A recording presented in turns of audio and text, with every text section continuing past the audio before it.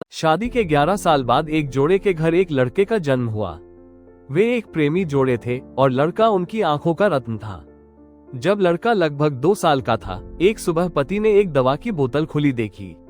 उन्हें ऑफिस के लिए देर हो गई थी, इसलिए उन्होंने अपनी पत्नी से बोतल का ढक्कन लगाकर अलमारी में रखने को कहा। उसकी पत्नी रसोई में व्यस्त होकर खुली दवा की बोतल के बारे में पूरी तरह से भूल गई। लड़के ने बोतल देखी और खेल खेल में बोतल के पास गया, उसके रंग से मोहित हो गया और पूरी बोतल पी गया। ये छोटी खुराक में वयस्कों के लिए बनाई गई एक जहरीली दवा थी। जब बच्चा गिर गया तो माँ उसे आनन फानन में अस्पताल ले गई, जहाँ उसकी मौत हो गई। माँ स्तब्ध रह गई। वो घबरा गई थी कि वो अपने पति का सामना कैसे करेगी। जब व्याकुल पिता अस्पताल आया और मृत बच्चे को देखा तो उसने अपनी पत्नी की ओर देखा और केवल 5 शब्द बोले। पति ने बस इतना कहा, मैं तुम्हारे साथ हूँ डार्लिंग। पति की बिल्कुल अप्रत्याशित प्रतिक्रिया एक सक्रिय व्यवहार है।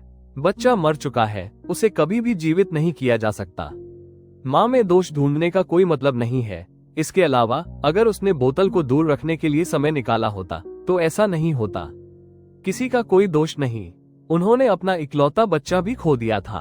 उस क्षण उसे पति की ओर से सांत्वना और सहानुभूति की आवश्यकता थी।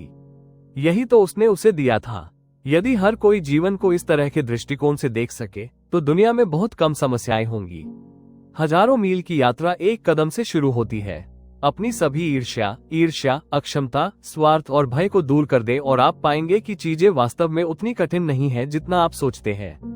कभी कभी हम ये पूछने में समय बिताते हैं कि कौन जिम्मेदार है या किसे दोष देना है, चाहे रिश्ते में, नौकरी में या उन लोगों के साथ जिन्हें हम जानते हैं। इस तरह हम मानवीय संबंधों में कुछ गर्माहट खो देते हैं।